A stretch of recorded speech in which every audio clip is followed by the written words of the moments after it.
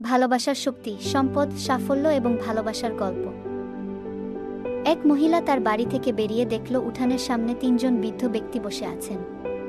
তিনি তাদের কাউকেই চিনতে পারলেন না। তাই বললেন, আমি আপনাদের কাউকেই চিনতে পারলাম না, কিন্তু আপনারা হয়তো ক্ষুধার্ত। আপনারা ভেতরে আসুন, আমি আপনাদের খাওয়ার ব্যবস্থা করছি। তারা জিজ্ঞেস করলেন, বাড়ির কর্তা কি আছেন? মহিলা বললেন, না, তিনি বাইরে গেছেন। তাহলে আমরা আসতে পারবো না।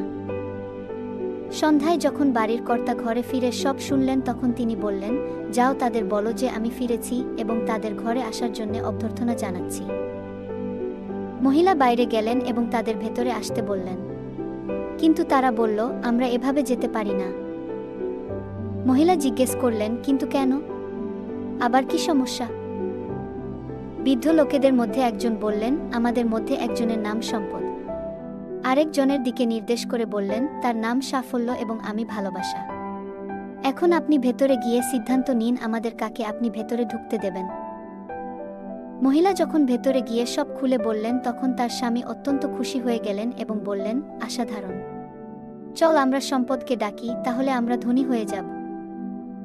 তার স্ত্রী এতে সম্মতি দিলেন না। না, আমার মনে হয় আমাদের সাফল্যকেই ডাকা উচিত। তাদের মেয়ে ঘরের অন্য প্রান্তে বসে সব শুনছিল। সে বলে উঠল, তোমাদের কি মনে হয় না আমাদের ভালোবাসাকেই ডাকা উচিত? তাহলে আমাদের ঘর ভালোবাসায় পূর্ণ হয়ে উঠবে। লোকটি বলল, ঠিক আছে, আমরা তাহলে আমাদের মেয়ের কথাই শুনব। তুমি বাইরে যাও এবং ভালোবাসাকেই আমাদের অতিথি হিসেবে ডেকে নিয়ে এসো। মহিলাটি বাইরে গেলেন এবং বললেন, আপনাদের মধ্যে ভালোবাসা কার নাম? অনুগ্রহ করে তিনি ভেতরে আসুন, আপনি আমাদের অতিথি। ভালোবাসা নামের বৃদ্ধ উঠে দাঁড়ালেন এবং বাড়ির দিকে হাঁটতে শুরু করলেন। বাকি দুজনও উঠে দাঁড়ালেন এবং তাকে অনুসরণ করতে লাগলেন। মহিলাটি এতে ভীষণ অবাক হয়ে গেলেন এবং বললেন, আমি তো শুধু ভালোবাসা নামের বৃদ্ধকে ভেতরে আসার আমন্ত্রণ জানিয়েছি, আপনারা কেন তার সাথে আসছেন? বৃদ্ধ লোকেরা বলল, আপনি যদি সম্পদ আর সাফল্যকে আমন্ত্রণ করতেন তবে আমাদের বাকি দুজন বাইরেই থাকতাম। কিন্তু আপনি যেহেতু ভালোবাসাকে আমন্ত্রণ দিয়েছেন, সে যেখানে যায় আমরা দুইজনও সেখানেই যাই।